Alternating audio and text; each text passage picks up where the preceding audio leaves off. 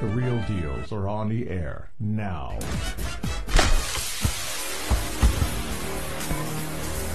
And now, live from the Swords of St. Michael Studios, it's The Real Deals. Kenneth at Farah's Deal.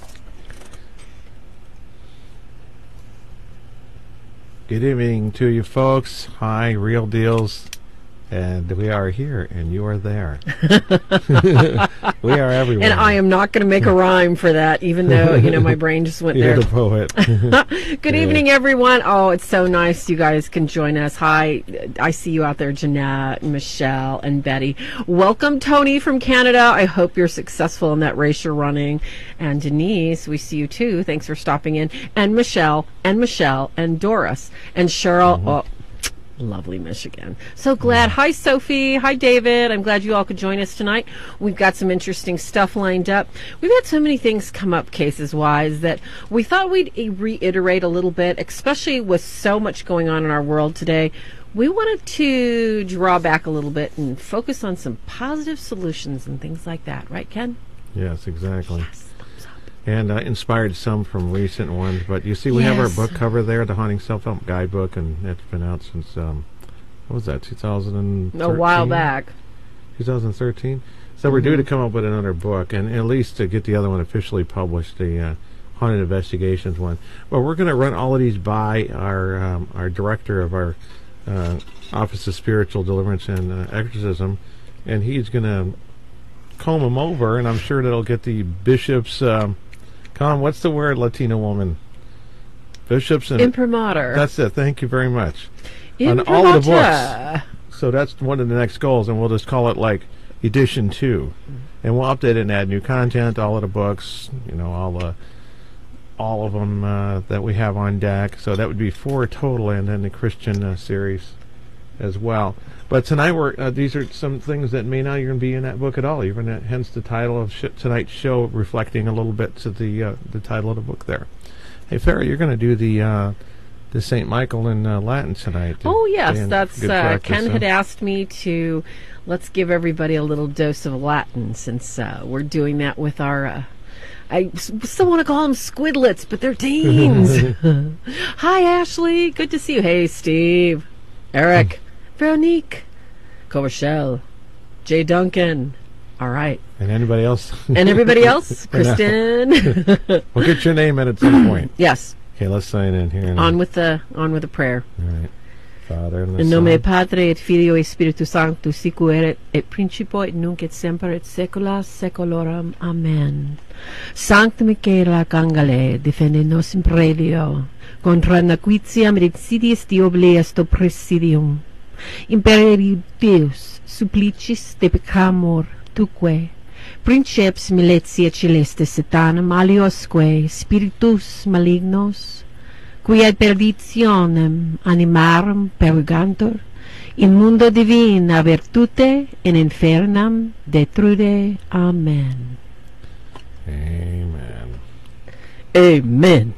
Yeah, that's a longer version, not kidding you. Oh, are people getting an echo?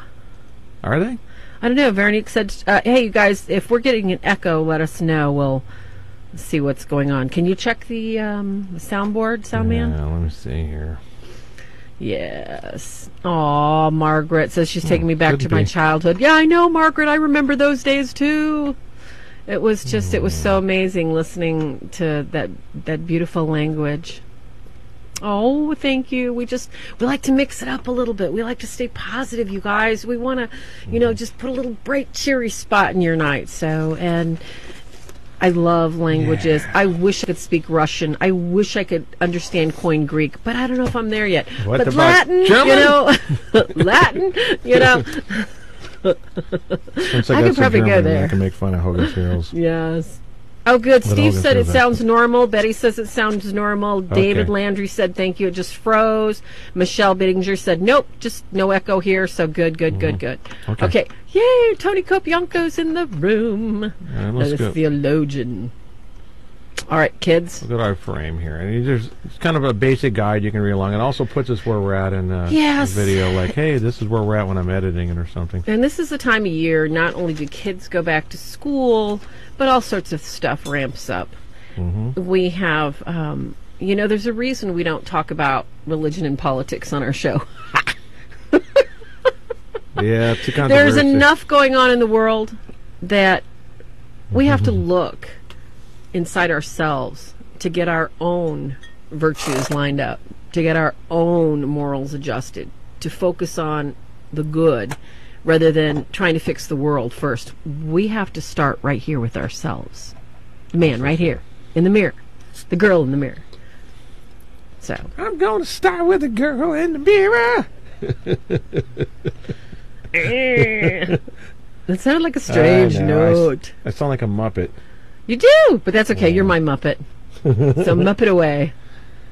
Hey, you guys, so this will not necessarily be rigid to the list, and sometimes you may not cover something long enough, but you can ask a question straight from the chat room. Say, could you elaborate on that topic a little bit?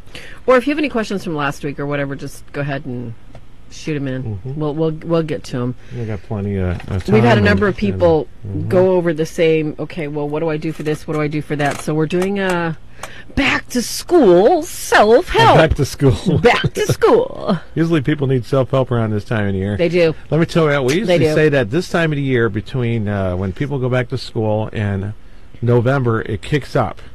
I don't know why. There's no, what holy holiday? When someone says, the satanic holidays. And, exactly. Well, that could be the reason. Maybe it's because the kids go back to school and suddenly people are thinking, well, I need to get back to the other priority. I'm haunted. The kids are not in the house, and I'm not busy, keeping them entertained, and now the ghost is trying to entertain me or whatever spirit, whatever bothers them. So we'll start at the top, or you want to start at the bottom, Farah? We'll just go over each one and kind of alternate back and forth. And you know me, I'm like, let's start in the middle. I like to be contrary. Ow! And I thought I was a queen of contrary. Karen's in the house. She got me. She got my crown.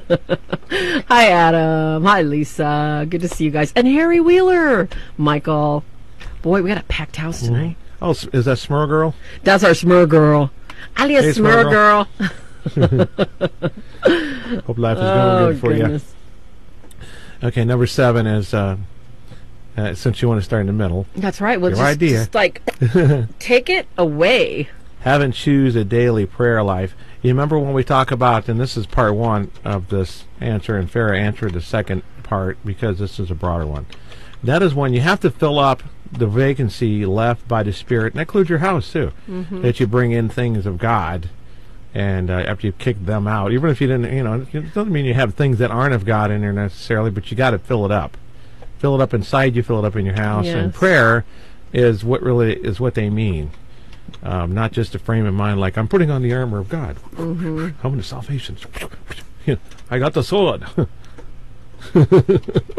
But, okay, so what other ways would a person actually fulfill this recommendation for self-help? For having a daily prayer regimen. Well, okay. A lot of times people are calling us, or they're sending us texts and saying, "All right, I've got this, I've got that, I've got that going on." Hand me one of those spiritual warfare plan of action. We wrote out this whole thing. Right. It's like a checklist. It's better than like a barbecue recipe because it goes over. We can only do so much. And I was talking to a couple different people today. We can't expect people to make, let's say, crepes flambé.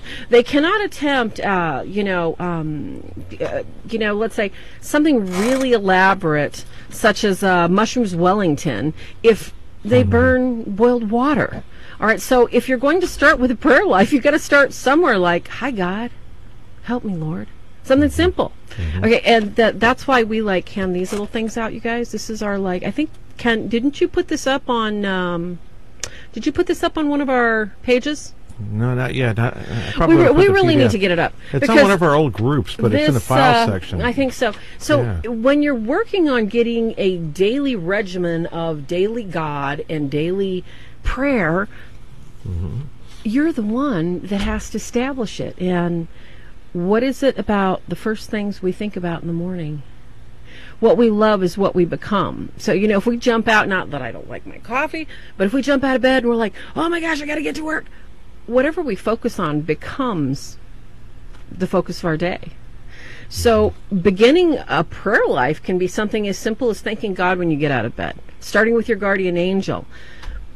And it's always good. Before you close your eyes, we never know how long we're going to be on this planet. It's always a good idea to thank God for this day and say, hey, if I hurt somebody's feeling, God, I'm sorry. If I messed up and I cursed somebody out as I was driving down the road because they were too slow and they were taking up 2 lanes and they wouldn't listen to my horn, I'm sorry, Lord. You know? Wow, didn't listen to the horn, too? No, I honked 3 times. So, well, you know, I had a moment there at the post office. None of us are perfect. If we were, we wouldn't be here. So, as Ken is describing, one of the biggest things in spiritual warfare is pray. Specific prayers, too. And we can't tell you the best way to pray. I can tell you how I would tell you, oh, this is what I feel is the best way to pray. But you've got to have your own way. You've got to have your own relationship. So, find a prayer that you like. Start in the morning. Start at night. Your faith walk can take many, many, many different changes throughout the week. But I think the most important part is getting it in. Brandon and Rach is here. I see you. I see you. Deb Ferguson, too. Thanks for the thumbs up. Don't forget to like this actual video, kids, at the top of the page. I always forget to say that. Like it so it boosts it up so that more people can have fun listening to us talk about exciting ways to get the boogies out of your mind and your home. Okay, that was a prayer life. On to next. You got lots of points. And don't forget specific prayers, which is unrelated. We're talking about filling it up with a prayer life. But you have to do prayers regardless. And they're on our site, swordsofstmichael.org, all spelled out. It's not ST for saint, in other words. Don't allow yourself to become isolated. This one's very important. You notice the strategy always, Farah, is this the woman, you know, in a relationship, or, you know, and you see it a lot in the movies, or the husband, but more often it seems like the gal is stuck with this thing. She's more open-minded, and the husband's, no, that's a bunch of malarkey. Yeah, just ignore it. Just things that go bump in the night. Nothing sitting on your chest, suffocating you in the middle of the night. I hate when they do that stuff. There is the strategy is to keep them from sleeping at night and be isolated. And if they can isolate them during the day, then they'll mess with them during the day when there's no one around to distract you. So you got to go out of your way to sleep at night if you're going to be by yourself, if you're awake in the middle of the night. If you work at home during the day and you're by yourself, your kids are back at school, you'll be vulnerable for isolation then. I'm not saying it starts it, but when they have it, they're going to take advantage of it, right? Always. Try to avoid that. We never want to give darkness a corner. And, you know, Tony had a good point. I think that the intention of your heart when you're starting a prayer ritual or prayer life is the most important thing. When you turn away from the stuff that is not serving God and you say, God, I'm going to serve you, that tells God everything he needs to know, and he's going to send you grace to begin to pray, to begin to find him, to begin to seek him. Because it's only through grace that you're going to actually want to do that. Because there's so many other things more important in your life going on, I'm sure.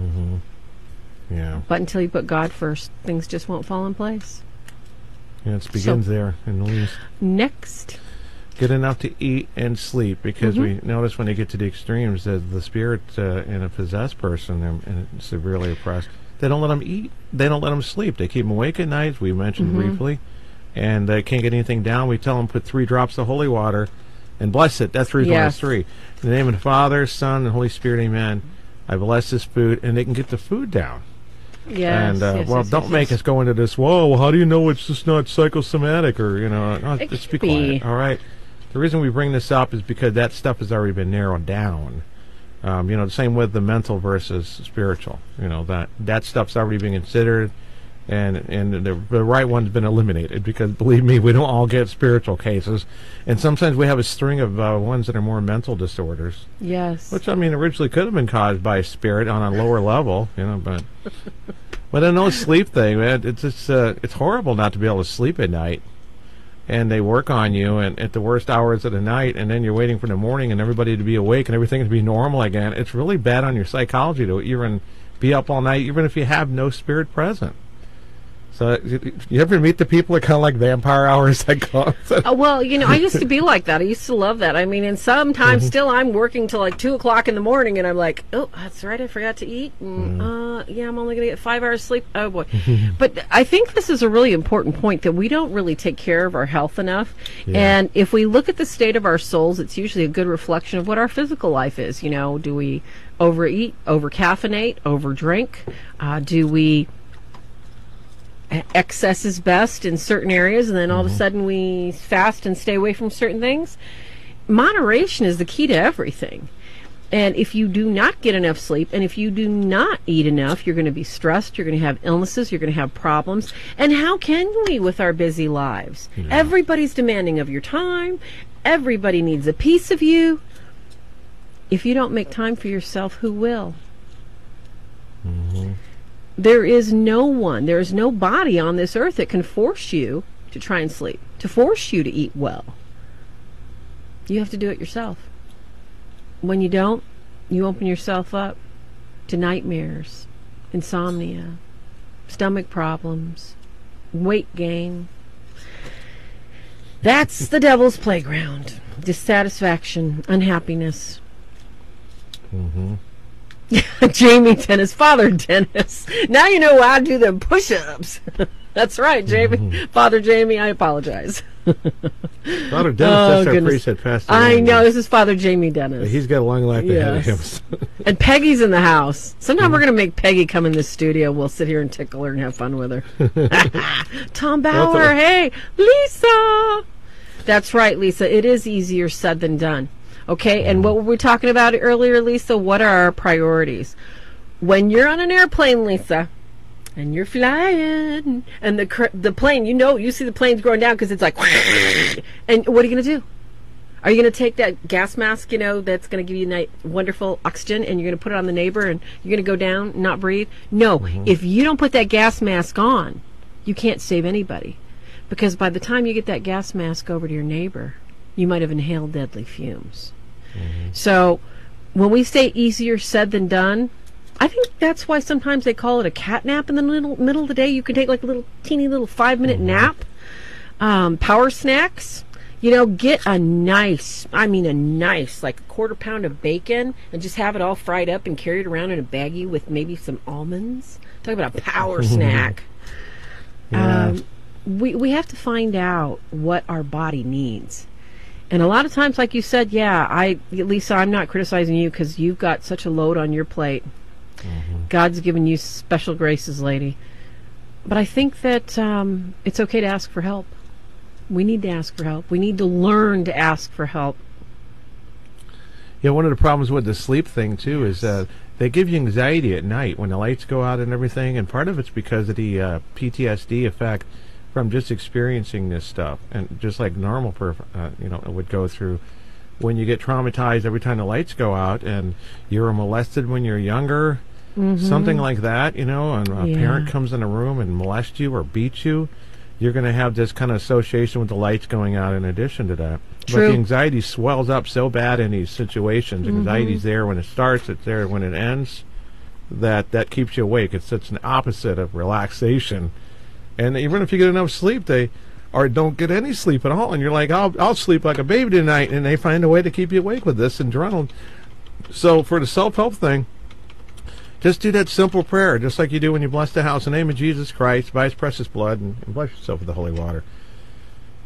I bind you, spirits of anxiety. And repeat that for like 5 minutes. I know it sounds like, oh, what the heck? Well, it should work right away. No, things aren't absolute like that. And that's kind of what the next thing. Don't expect immediate results on number 10, Farah. It fits right in there, doesn't it? Well, that's just it. If prayer and God were like, when you walk in the supermarket and you see that whole shiny row of all those cool little, it looks like, you're stepping up like a game show contestant to put your quarters in. You get like the cool little necklaces, the blingy rings, the bouncy balls, or maybe just a handful of chocolate, and you're like all excited. Okay, prayer can be the same thing, except, you know what? You're not going to get your handful of chocolate right away. Oh, darn it. Unless if it's a Mr. Goodbar with nuts. Because I have got this fabulous book. I'm going to have to do a YouTube video on it because there's just so many prayers, and we're going to collect some too and make some wonderful, for some self-help, for some people that are on the steps and on their path of, making some time. I keep books in the bathroom. I have books in my car. And I also, I do. Okay, on my phone. Now I got notebooks more than I got on books. my phone. Okay, it doesn't matter who you are, where you are. If you want prayer, I've got a little app called the Laudate on my phone, And it's just this cute little thing. It's got all these prayers, all kinds of histories of the prayer. If you want to be inspired to take your mind other than someplace where it shouldn't be, like on worry and gossip and wanting more Louis Vuitton bags or better shoes or a nicer car, take 5 minutes and pray. That's the vending machine we need to be investing in, because this isn't our home. And I want to see you guys in the next place. And the banquet. So like Ken was saying, when we expect instant results, we're setting ourselves up for a downfall. Our feelings will lie to us. Our thoughts will lie to us. No, exactly, Stephen. It doesn't cost a quarter either to pray. When they expect immediate results, they have this kind of attitude like, can we just get this over with so I can get back to work? And then they go back to their life again. So that's not good for their spirit either, because they learned nothing. Yes. And if you learn something from, say, a heart attack, it pushes people to a new diet. Or if you have your first major ailment because of the party life, DWI, overdose, or something like that, sometimes it takes something negative to get you on the right path. Yes. That's unfortunate. But I realize that we have, the bishop considers our ministry in evangelization because it encompasses everything. It's the umbrella. And if we don't get anything done with them changing their spiritual life, they'll be back, or they'll go to somebody else thinking, it didn't work, it didn't stay away forever. So we're going to go to somebody else, or and you know, nothing. I have to tell people, because I know there's people out there listening who may or may not be baptized. You may or may not have ever stepped in any kind of church in your whole life. That's okay. That's okay. God still wants you too. He's still got like your sword, and he's got your shield, and he's got your crown. He's just hanging out waiting for you to come get him. Got a locker with your name on it? Yeah, exactly. Got a locker with your name on. Got a little table. So don't think that you're not going to, you can forget a prayer today. And then, oh, well, I kind of forgot God. Well, he's not going anywhere. He's going to remember you tomorrow. So don't ever stop praying. It's something that it's between you and God and no other man on this earth. Yeah. So it's your journey. You're the only one that could pick up the mantle and run with it. Yeah. And hence the word self-help. That's right. That's why we are giving you self-help, because we want to see you baptized. We want to see you in the kingdom. We want to see you in the true church. We want to see you. Yes, exactly. Yeah. Why should you have nightmares? Why should you live a life of misery? Yes, this life is going to have lots of tough times. We're going to have illnesses. We're going to have broken hearts. We're going to have horrific things happen to us. We're going to have terrible things. But do we need to suffer alone? No. And that suffering does not need to be in vain, because, like I said, this isn't our home, and it's temporary in the cog of things. Yeah. So, I apologize for number 11, and it reads, meds and anxiety, depression level you out. It's like they a short... can. Yeah, it's just it's probably hard to understand. This one relates to when you're thinking, is this mental or it's spiritual, and you need sometimes some medication to take the depression out of the zone where you're vulnerable so much to the demon. They can go in and out, no problem, because you surrendered. You're just laying on the floor. Some burglar can come in there, walk right in your door, and you'll be passed out, or you won't be able to get up, or you don't care to. Exactly. So you just surrender, take all you want, and you won't even get up and try to do anything. You won't say anything. Can you please leave my TV? I just bought it, Yeah. But that's what when people are not on a particular medication, and they don't have time for the long grind. There's that word again, as it's described earlier a little bit. To wait, and they need to take care of it now, because now they're dealing with two things, spiritual and mental. And so when they get on the right medication, some are dangerous. If you get on Prozac, for example, and you don't taper it off, you become suicidal. I mean, that's well known, and it hasn't really changed on that, how you taper in and taper out of these medications, because it takes a while to build up. But when you get off, you have a crash and that sort of thing. So it's dangerous. Very much. But we have to remember there are things out there we can use as aids that will help you with the spiritual side of thing as well, because once you take that depression to a level that's more leveled out on the playing field, that's where we use, then suddenly the demon doesn't have so much accessibility to you. You're not as vulnerable. Precisely. We have to get you in right reason. If that means we got to be on meds for a while, we're on meds for a while. Because, you know, I have to make this statement, and this is not going to be popular. If you hate me, I don't care.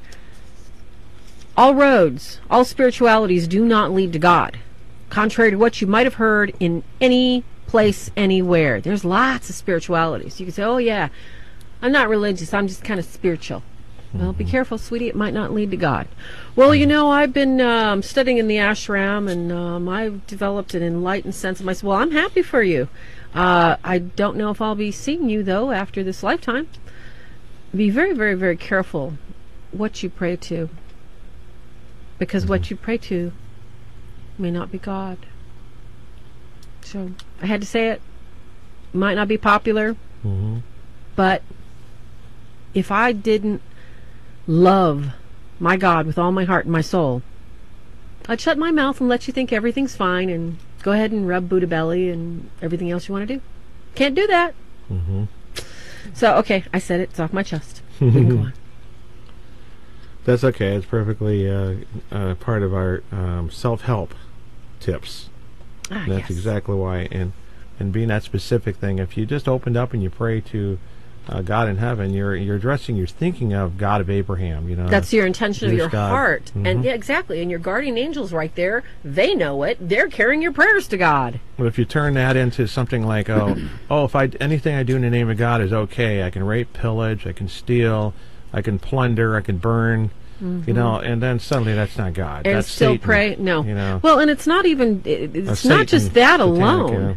I think the point that he's trying to make: if you want self-help, all right, if you are stealing from your boss, your prayers aren't going to be heard. If you are screwing around on your wife, excuse my banality and crudity, boys and girls, your prayers aren't going to be heard. In other words, if we've committed a crime or injustice against another, we have to say, hey, God, I'm really sorry. And you have to mean it in your heart. And then God's going to give you the graces that you need to get this self-help. Yeah. So, one day, one step at a time, we can all do this together. Yeah. Yes, exactly. And we're going to see if we can get a particular priest back on again and talk about this anxiety and depression and these things that affect us on the mental level. And I'd like to do the whole show about that in particular. And that would be Father Mike Driscoll. If you're out there somewhere, he's out there. Arrange it. He's having a good time. It's one of the best. Father Chad Ripminger's book, The Science, what is that called again? The Introduction to the Science of Mental Health. Or he has both elements in there where he's addressing it as psychological and or spiritual.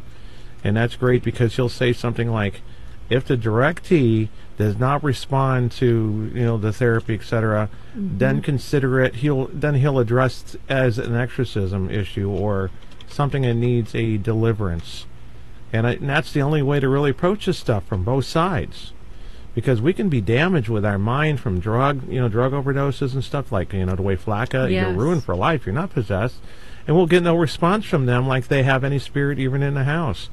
But that mind's damaged, and imagine if you got damaged by some drug or an accident that made you like you're half asleep all the time. With your mental, you ever wake out of a dream and you're fading out? It's not instant. No. You're like fading out, and sometimes you hear the sounds from your dream as you enter back into this world and look, and there's your room.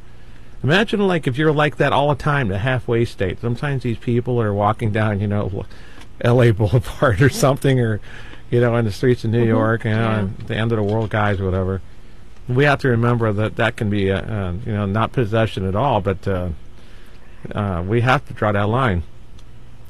I think we're going to go ahead and... give everybody a 1 minute break so they can walk their doggy. Yeah. Dog. I hope we don't that's right. I think our dog needs to go to the bathroom. She's coming over here. She just always wants to eat cheese. Bring our dog into the studio. Don't go anywhere, okay? Please like the video. Come back and play with us because the half hour is just warming up. We're the real deals. Don't go nowhere. Okay, right back. Be right back. Yeah.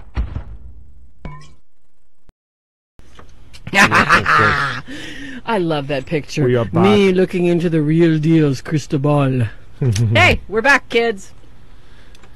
Oh, and we lost 2 people. Should I cry? Or can somebody go down the hallway and chase them and bring them back? Does it tell you lose 2 people? That's yes, fine. I lost 2 people. I'm going to go cry in my cookies. Okay. I guess they got enough self-help information to run with it. These are from And, real this is kind of like our back-to-school self-help, because it's just that time of year that things... this is the time of year that kids are getting curious. Your neighbors are like, well, it's fall, let's burn some stuff. And, oh, by the way, I got this cool book about, making this doll that looks like my ex. And, we're going to put some fun stuff on it. And I'm going to use some stuff I have, and we're going to burn it. That's voodoo, people. Let's not do that, okay? I mean, this is the time of year people start getting curious. Everybody's getting excited about Halloween and Samhain. And it's going to kick up. So... let's try to prevent this. Let's collectively say, okay, if I hear somebody's got a problem, let's try and say, hey, let's not do that. Let's not invite things we don't need. Curiosity not only is the number 1 vice, but it's the number 1, it kills the cat. And we're not cats. Yeah, to fit on that, number 3, I'll bring up right now. I'll just skip over when we get to the top half. And that is the same thing here. It's just like when you get to a certain time of year or stress happens because the household is starting to feel the effects of money problems or relationship problems or any of these things that cause emotion. So true. Go back to the original plan that we issued out or that you found that worked. In the, for example, swordofstmichael.org, we got the Breaking Curses prayers on there. And then when you follow those and you find that this series of unfortunate events or even physical ailments or more extreme cases of curses that we validated, and then they go away, if they start to come back again, after a period of time, it could be a year or 2, it could be 10 years. We had Deb here tonight. You can say she used the Ouija board as a girl, and 20 years later, it all hell broke loose. It waited for the right opportunity. But the point is go back to the original plan. And don't wait for the signs. Don't wait for it to build back up again. God gave you probably a little extra sensitivity for you to recognize it when it comes back again. Because you went through that stuff. It'll be embedded in your mind. Don't be stupid. Don't be lazy and let it build up again. Go back to the original plan and start from there. Yes. And you know what? Steve just said something about our videos, our rosary videos. Last year about this time, I really, really wanted to do some pray-along videos outside with the fountain. Now that we kind of dug it out a little bit, made it wider, the sound, you guys, is like... It's like a roaring waterfall. So when we figure out the sound stuff, we'll do some outdoor stuff. But it's probably not going to happen this year. But right now, what we tell people for self-help, best thing, if you can't pray, if you don't know what prayers to pray, put on some prayer videos, okay? Put on some Gregorian chant. Put on Ken's rosary videos. Put on something where somebody holy is doing something holy wonderful. You're filling your house with good stuff. All right? Just because, let's say, just because you've never walked in a church before doesn't mean you can't play church music in your house. Right? Try it. That's what I said. That's right. Because try it. I was talking to somebody, and they were having what I used to call it's like if they ear. don't like Cafe Bustelo, they can try, they can try different espressos. If you want help, we're going to try different things, right? Right. So try this stuff. If you're getting those like that, Videos what I used to work. call haunted ear, and it's an impression where you hear voices or something in the left ear, for example. And when you put the rosary on, you're filling your ear with something else, it actually helps and give you a kind of relief or whatever. I mean, you actually have to address it directly to get rid of it, and that's a slow grind if you're going to try to do it that way. But since there's a recital of the Rosary Mysteries with images on our page, and one's a non-fixed version, whatever, if you look in the scrolls. The point here is that they have to change up their environment, all right? That's in our environment change, like with the plan of action. Exactly. It's in the plan of action here. You must make your environment very light. Little pad 1. All right? That means open the curtains. That means Get change on the floor, the music. everybody walks the That's curtain. right. If you think that you're being like a sofa king, get up and march to the video. We must change our actions if we expect a different reaction. That's important. People are like, Well, I did this for like a week and nothing's changed. Okay, well, did you do A, B, or C? No, not yet. Did you try D, E, or F? No, not yet. Okay, but you did that one thing every day and nothing's changed. Yeah, how come nothing changed? Yeah. Well, probably because it's a drop in the bucket. And all those little tiny drops add up. All right? We can't fill that bucket up until we keep dribbling in those drops. So don't stop. All right? So number 12 is... Jamie. Father Jamie's got video of him singing Vespers from his boat. That we've got to play in the house. Okay, Father Jamie, we're putting that on our YouTube video. We're going to add it to our... Swords of St. Michael playlist. I love it. That is so cool. Singing Vespers. Oh, how beautiful. Oh, how beautiful. Put it on our Facebook page. Yes. Hey, Maggie. Consider that the house may not be the issue, and that's hard to determine. That's why you need investigations at some point. Yes. Because if it's a house, everybody in the house can be totally... Imagine if, four devout nuns, priest, lady, or whoever, move into a demonically haunted house, infested. They're going to go crazy. They're going to hang crucifixes and all that stuff's going to provoke them, even if it's kind of unintentional provocation. They wouldn't. Well, I think they would have an idea, because I have yet to see a priest or nun move into a home. They'll get the feeling too. They tend to be more sensitive. They'll get that sense that something's not right. But that's just one example right there. How the house can be very different than just an individual, or individuals could be two people. Usually, the whole family is oppressed, and then you're living in a house that has no issues. But the house gets affected by the fault and everything they own, their cars and all this other stuff. If you buy a house from somebody, it's the same as if you buy a car from a possessed. Somebody who's majorly oppressed. You might actually have problems with that car you wouldn't otherwise. It's just you get your really car blessed know. Too. When you buy it used, it's going to kill you. No, it's not going to kill you in this case. I mean, it can kill you. It can kill you. It can kill you. It can kill you. It can kill you. It can kill you. Christine. Hey, Brother Robert's out there from Franciscans. Good to see you. Hey, Brother Robert.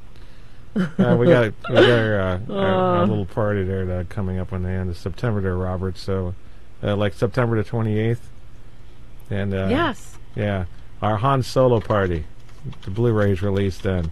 It was a good movie, so you guys see it when if you haven't seen it out there. And I think that, as we talk about the instances of vehicles and houses and buildings and what we expose ourselves to unwittingly, we have to understand that the light of God is right there inside you. Okay? To turn it on, all you got to do is say, "Hello, God, I need you." Okay?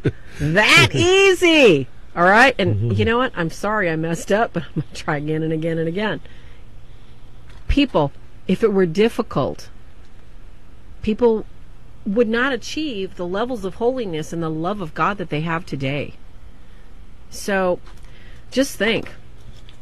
A little bit of light, you get more light. Open all those curtains, you get a little more light. That's true. But if you close the curtains and you play those sad songs, you're going to be drinking a whole bottle of vodka in an hour. Crying. Staying up all night. Having nightmares. Wishing you'd done things differently.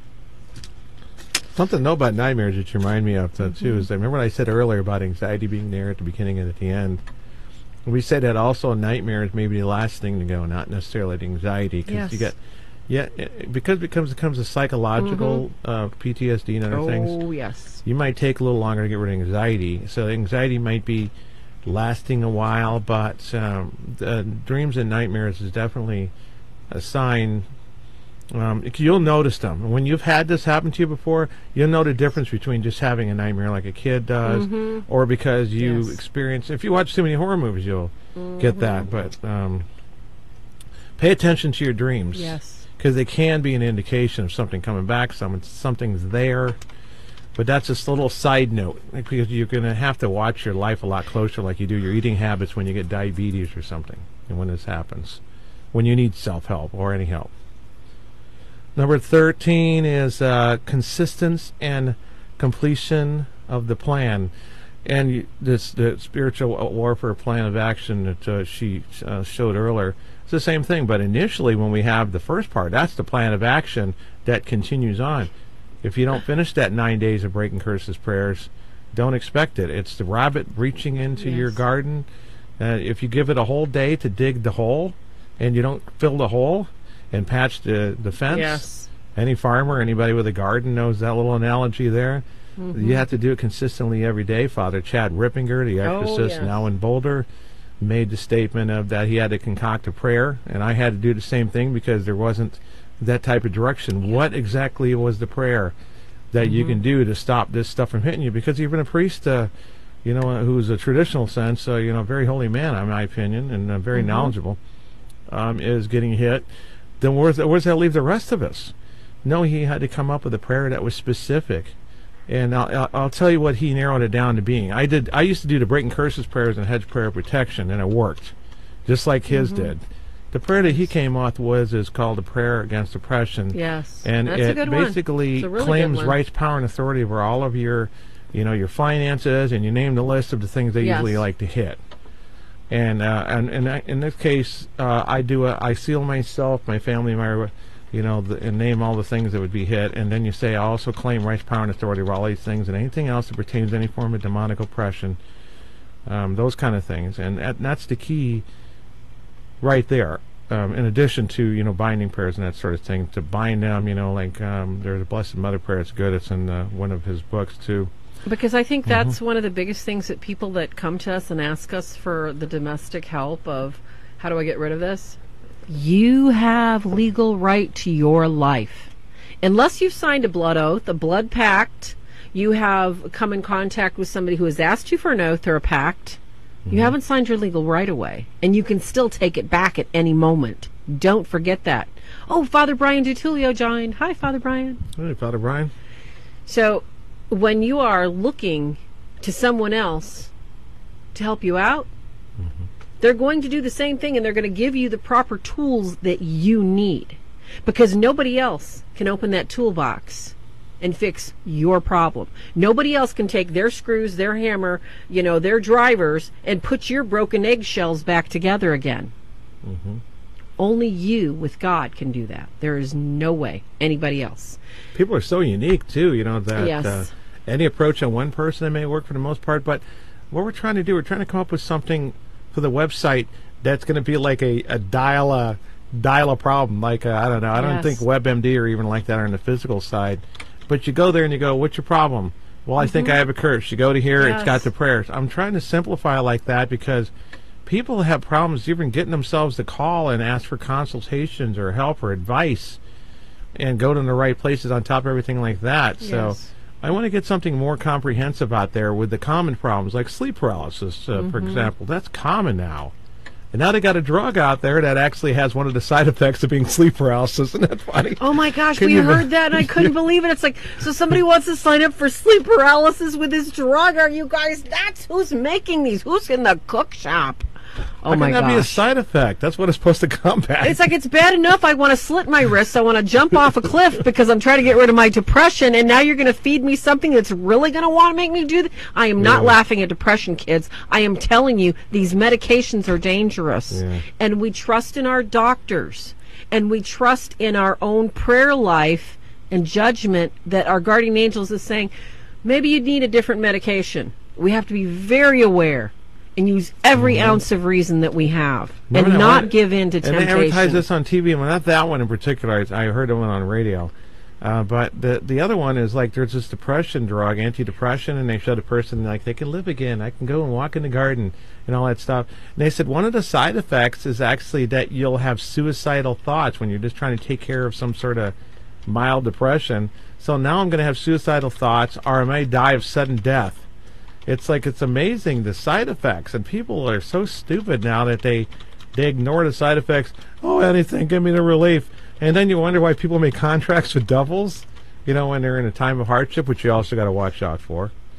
That's a big problem in another show itself, Farah.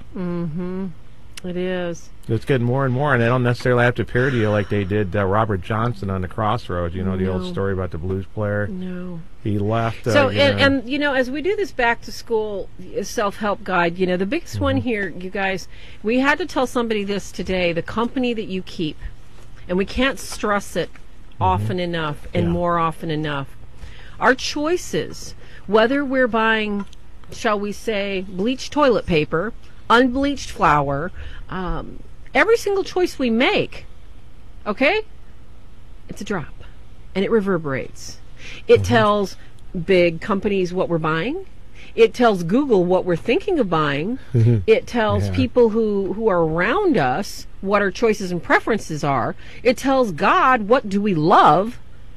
And when we choose things that we know are borderline invitational to temptations we don't need, like extramarital affairs, illicit pornography, sex, drug use, just choosing people that do these things is going to get you one step closer to fulfilling the temptation that's already in your head. So when we choose people, well, you know, they're in rehab right now and they're doing so good. So tell me how one person that can't say no to drugs and another person that can't say no to drugs should be hanging out saying, yeah, we're both going to continue to say no to drugs. That's a slippery slope. And it's called a slippery slope for a reason. If we don't know our limitations, we're going to fall right back into the same things that got us into the field of temptation and oppressed from minor temptation in the first place. Yes. So let's do our best to be aware of, why am I choosing to spend time with this person? How am I serving the God that loves me by being around this person? I know that sounds stupid, it sounds trite, and I don't care, because I'm helping the person. Okay, so you're helping the person at the expense of yourself because you're tempted around this person to do something that you know isn't good. Like, well, this person wants a tarot card reading. Well, this person wants me to use my God-given gifts that, you know, I've got to help them. No! Especially when you were just told to ignore the voices that were going on because they may not be voices of good angels. This is what I'm talking about, temptation. It's so easy to say, well, I'm doing it for their good. No. We have to cut off those sources, whether it's back to school, whether it is in our friendships of social groups, work groups. We have to love at a distance. We have to be courteous and kind and separate ourselves from those things that are going to pull us off the cliff. And that's not easy to do. We all want to be nice. And don't even get me started about all want to be nice, because that's the reason why the world's in the situation the world's in. Somebody has to say, you know, I can't do this right now. You know, I've got a lot on my plate. You know, I really care about you. I love you. I'm going to pray for you, but I can't do this right now. I can't have a relationship. I cannot attend these meetings. I can't go to these poker games where they're playing, you know, bestiality porn anymore. I can't go, you know, and hang out where, you know, they're passing around sexual body parts, you know, at a drinking game with all women. You have to say, no, I don't need to do that. No, this is not good for me. Nobody else can do it for you. So please, we're not telling you to get rid of every single one of your friends because every single one of your friends like to do this. We're telling you that if you continue to play with those friends, you continue to play with things that are going to demonize you. That's simple. Your choice. Good advice. Sounds like it's raining outside. I hope Jacob brought in the lemon. Oh, as long as the show doesn't stop. Okay, we've only got a few more minutes. Please don't thunder and lightning too loud. Yeah, exactly. We kind of covered 14 a bit, Gus, on the mixing. So did we won't cover go all one. of 13 on the... Yeah, I pulled... Yeah, okay, that's why good. I pulled it off. All yeah, right. I cut all of them. And then... so more back to school. As we know, the number one thing Ken put up here, and I have to address this right away. When you were a little kid and you fell and you got a bad bobo and you're laying there bleeding, what are you going to do? You going to sit there and look at yourself? No, you're screaming to high heaven. Mom! Mom! Sounding like, you know, the wounded elephant. What are you doing? You're asking for help. Now, let's just say mom's busy and she can't deal with it. Are you going to stop screaming and caterwauling and just go, oh, mom doesn't love me? No, you're going to scream louder. And then you're going to go to dad. Now, what if dad's too busy? Are you going to stop caterwauling? No, you're going to get one of your siblings until you get somebody to stop the bleeding. Then the sibling will go to the parents. Why is it that after you're 15, 16, 17 years old, we're all programmed to walk like sheeple through life? What happened, people? Get up and ask for help. If you've made a mistake and you got a tarot card reading, if you had an affair, you go to your pastor, you go to God and you ask for help. You don't sit there and wait till, let's see, I'm being touched in the middle of the night. All my relationships are gone. I lost my job. Maybe I did something wrong. Maybe I invited something in my life that doesn't belong there. I think that's one of my biggest pet peeves is we wait too long and give the enemy too much credit. Oh, well, I couldn't help myself. I just, there was nothing I could do. Yes, there is. You open your mouth like you did when you were a little kid and you say, help. It's a pride thing, partly? I think it's more than that. Yeah. We fear rejection of others. We fear being judged by our superiors. We fear being judged by our pastors. Hello. No one's there to judge you. We want to give you a fishing line so you can tie it around your finger and remember, oops, don't do that again. Yeah, when they wait too long for help, it escalates, and we have 7, 15 years. I can't tell you which one is the longest one, but the longer they have, the more embedded it is. It's like layers, as a friend of mine said once. It was layers. But you think about it, that if you keep putting a coat of paint over a wall again and again and again and again, it's not just layers. You have a shell there going on, like something as hard as a shield. And then if you scrape it, you're going to have to use a jackhammer to get through it at some point. It seems to, just embed, it gels, it solidifies, and it definitely will have havoc on every aspect of your life, including your physical health. And if you're a woman and you're still bearing children, you might have had birth defects after one or the other, like when it becomes like a curse, because being around evil, like being around radioactive material, eventually it's just going to affect you in every way, not just physically, but psychologically and then spiritually, but also wreck your life as far as the hardships and misfortunes that we talk about. Exactly. But some things like as Karen Smurl was in there earlier with her mother and father. Oh, that was a they had all terrible, these things terrible breaking case. down, and they didn't notice the spirit, the shadow didn't cross through the house yet. 5 years with the pipes going out on the wall with the father's. Yes. What is it? Her grandfather or something helped the father. They fixed plumbing, and he was a professional plumber. And then the pipe would break again, and that's the kind of stuff they do. They can prick a little hole in something where you can't find it, and you don't understand why. That's the first time it's ever happened. That's one of the things you always hear. That's never happened before. They give you all these things to add to it that reveal it, as something preternatural. So true. Doesn't mean they're all that way. Just because you have one thing that happens, it's kind of like, that's weird, Exactly. And Father Brian just brought up a good point. We have to remember that our spiritual pastors, priests are there to help you forget your sins. The devil is there to remind you you're worthless, you're sick, you're stupid, you're ugly, you're dumb, you're never going to ever, ever, ever get better. That's for sure. Who are you going to listen to? The people that love you? The people that represent God in your life? You have to remember that these men are fighting for your souls, and that they don't want to remember your sins. They forget right away. As soon as you say, you know what, I had this happen to me, it's out of their mind. God has given priests and pastors a special grace in their lives with guardian angels that removes anything that they could focus on that would be detrimental or harmful to your soul. Their job as shepherds is to, like that little barking dog that nips at the heels of the little cute little lammies to get them in line. That's their job. They're there to nip at your heels. They're not to grab you by the scruff and throw you off the cliff like the little demons that chase you down the block are. Try to remember that you're the only one that can say, okay, it's time I got some help. It's time I realized what I did wrong. Don't remember it. Don't think about it again. It's time to confess. Get it off your chest. Get rid of it. Get over it. And then stop listening to the broken messages that are tearing your soul alive. or flaying it.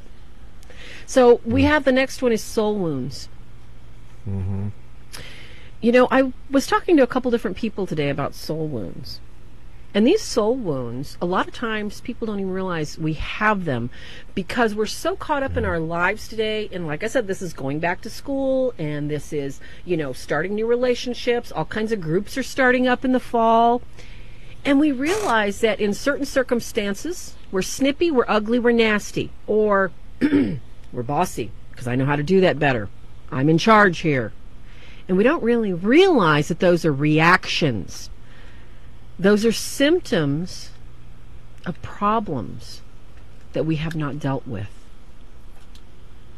So, if you don't know you have a soul wound, there's not a lot you can do about it. But as you start that prayer life we were talking about at the beginning of the show, as you start taking these little steps to help yourself, to help your life, your household, God's going to expose those things so that you can work on them with love and gentleness. And soul wounds are, sometimes they take many, many, many years, decades, to get rid of. And sometimes God will give you the grace just to let them go. Yeah, in an act of tears given by the Holy Ghost. That's amazing. Some of the childhood ones are the worst, and those probably the primary ones to be concerned about. But yeah, you have to direct them to the prayers. Yes. So that, because they'll just stay there, and therapy doesn't do anything. It doesn't bring it out. Oh, it's out. We had a breakthrough. Yes. No, you didn't. You recognize it, and you can deal with it on a different level. For example, when a couple is fighting and they realize they have a demon in their house, finally, then they realize it's causing the fights because they hate, couples. They don't like marriage. They don't like family. And there's a little keep the political jokes out of that, but there's the goal in there that they recognize, and they're starting to think, you know what, I don't think that's that's me thinking this, so they'll learn to think twice. Like, and that goes back to what we were talking about as far as right reason goes. If you're seeking liberation and deliverance, you have to be in a frame of right reason before you can help yourself or before other people can help you. So and informed. Exactly. Like that. And the only way we can do that is building virtue by what? Building our prayer, building our faith practices. Gives you kind of a certain wisdom, and then, watching our show, we're trying to fill in the blanks to give you awareness. You're developing a sense of reason. That's right. You're becoming aware of your spiritual self. That takes time. So be gentle with yourself. The soul wounds is probably the hardest one. So it goes really, in reality, beyond self-help, because you do require a third party. Someone's going to have to weed it out. Because if you did just the prayers without your priest, for example, as directing you on this, they will. Go there first on that. It's too deep, and don't go to a therapist or anything first. You have no idea what the therapist may do. Let your priest recommend one, or it'd be a pro. What do you call that? On a curve? What's it called? Like a slider? Yes, a sliding curve. They work with you, and a lot of times your pastor, your priest, the secretary at the church can help you find somebody that is going to be faith-based, and not so much, looking at you from a humanism point as, let me pour a bunch of drugs in and see what happens. No, they're going to try and work with you and whatever wounds it is that you're exhibiting or the symptoms that you're exhibiting, and that's the important thing. And, somebody just had a really excellent question in the chat room, and I want to get to it, and then we'll continue on, and we're at the top of the hour. We're almost done here, kids. But I think this is really important to talk about.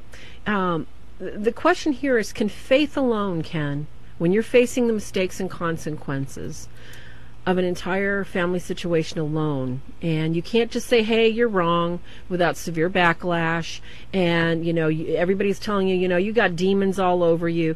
Is faith alone enough to heal all? Especially now, if you're sick, if you're weak, and you have no support around you. Can faith alone help clear and heal somebody completely? Not completely, because the fact that it got that far in you means that you're lacking something in general. Now, if you had that really strong faith, ideally, to some degree, it can protect you, because you would be... Well, if you did no prayer, you're not going to get anywhere. You have to put your thoughts into words. Yes. Faith is like thought. Putting your faith into words is prayer. Putting your faith into action is charity, penance, and that sort of thing. In fighting the demonic nowadays, I think it's much harder. I think you also merit more from battling it in the spiritual sense, which is a good flip-flop on that kind of thing. But we can never, for example, like when we find out people have a problem with a curse, we have to address it directly. We don't have to say, oh, what was the name of the witch or what kind of curse it was. We don't have to address that. We have to address it as a curse. Sometimes they go through a montage of a list and a prayer, which is like the one we have on our website. But if we don't, and we just do a general prayer like an Our Father, and then they hope that the end of the Our Father, which says deliver some evil, is going to take care of it, you'll find out it doesn't work. So even if you think that's true, what the question is about, it won't work because it doesn't work that way. And it's unfortunate, but it is more of a protection thing. It's like putting a St. Benedict medal on after you're already oppressed. It's a little late because St. Benedict's more of a protection medal after the fact. Physical harm and that sort of thing, too, which you can rely on even when you're oppressed, that they're not going to be able to just shove you down a flight of steps as much as they could before. It depends on how deep it is you are and how weak you are in your on your faith and your spiritual life, though. And, before we go on, I just want to say something. It's obvious that you're really, really suffering and you're in a tight spot. And I don't want you to think that faith alone can't help you. Because as Ken was saying, that little grain of faith is what God uses to distribute grace as you call out for it. But that faith cannot work until you get up off the couch and you look in the mirror and say, I can't do this by myself. I have to take myself to church. I have to take that extra step. I have to make sure that I'm doing all that I can do every single day so that God can do the rest. Because God cannot help you. He cannot help your faith if you're unwilling to meet Him at least halfway. So keep trying. Keep putting that one little foot in front of the other. You don't have to fight the world. You just have to fight the temptations that are constantly assailing you. And Ken, before we go on, I wanted to... Father Brian brought up a really good point. A lot of people have... and a lot of priests will tell you, yes, you can confess directly to God. And this is a good thing because, if we've done something, I don't want to get in a car accident and, because I haven't had time to go to confession and not have already confessed to God. So I'll stop in the middle of driving or something and say, oh, Lord, and I will seriously be sorry for what the heck I did. But that is not a sacrament. And as we've explained on this show before, a sacrament is something that is sacred and it is set apart. It is something that only can be conferred through the hands of authority. And the hands of authority are those that are blessed of the church. So when we need that sacrament, we go and we speak privately with a priest. And the priest will say, he will bless us and say, te absolvo, you are absolved. That is, it is our assurance that we don't have to remember it. The priest is not going to remember it. And it's one of those things I just love about my faith. Because as Tony was mentioning earlier, soul wounds from childhood, they can keep coming up and keep coming up and keep coming out. And it takes decades to get over these things. And sometimes the enemy puts guilt in our minds, as we're talking about. The soul wounds impede liberation because they give us false memories and false participation memories that say we enjoyed something we never did. So this is why it's very, very, very, very important to work with a confessor, with a priest, as you go through a liberation. Yeah, that's your spiritual head right there. The lady, I just want to tell the lady that had asked about faith alone, I'm going to add you to prayers and adoration. Because I know you feel all alone, and I don't want anybody ever feeling alone, because you're not.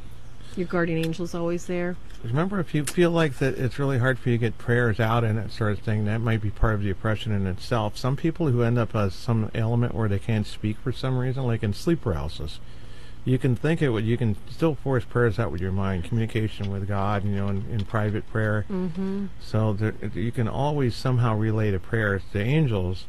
They say that you're not really communicating directly. Your angel is taking it.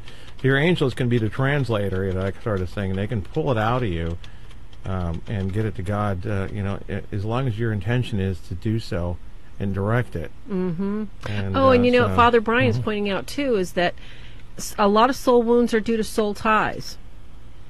And our soul company you keep. Yeah. Yes, the company you keep, the men, the women you've slept with, the legal rights that you've given. So there's a lot of layers when it comes to liberation. Mm-hmm. And in self-help, we can only go so far. Like I said, it's never too soon to ask for help. The soul wounds are the biggest problems, and it's not little Mm-hmm. things, like your dad didn't give you a big enough allowance when you're a kid or anything like that. But that's when you really need to go, and we say to start with the priest on that one, because it's so hard.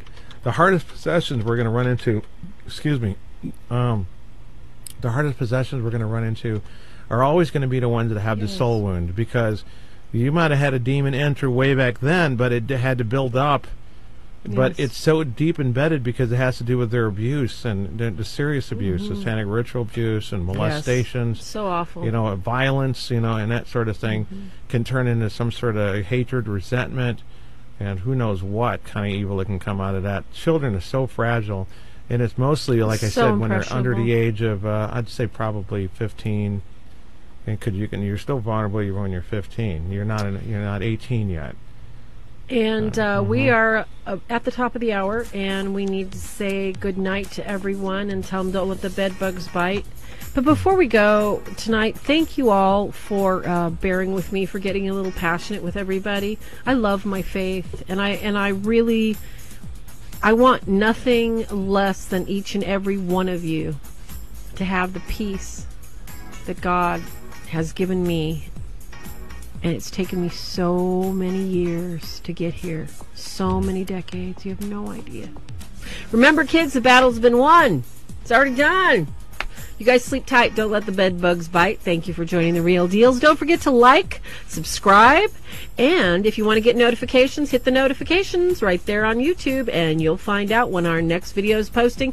Always feel free to PM us, ask questions, post questions, drop a question, drop a bomb. Mm-hmm. Not the real bomb, please. We love you all. God bless you all. Good night. Oh my gosh. Okay, guys, next week, same time, same channel as expected. I think that we're going to be at we're going to go see Dinesh D'Souza on the 30th, which is a Thursday. We may not have a show, or we may try to get one earlier in the day. It's not like we have to drive cross country. He's in town, so I thought we'll go hang with him for a night. And so next week is we're going to definitely be on, right? Next week's not the 30th, so I know, right? So we're in good shape. Super fast. Yeah, God bless Sorry everybody. we went over, ladies and gentlemen, but good night, sweethearts. Good night. Same place, same time next year. Next week. Next century.